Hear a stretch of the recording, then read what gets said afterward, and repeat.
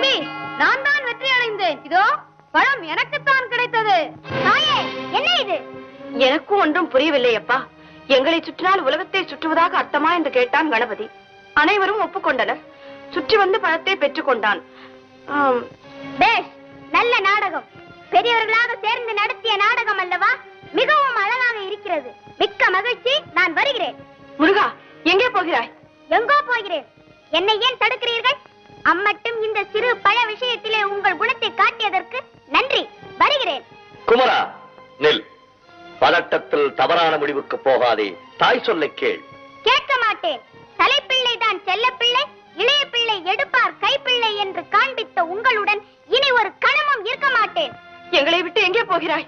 எனக்கென்று ஒரு உலகம், என் நாடு, என் மக்கள் என்று ஏற்படுத்திக் கொண்டு தனிமையில் இருக்க போகிறேன். முடிந்தால் என்னை எல்லாரும் அங்கு வந்து பாருங்கள்.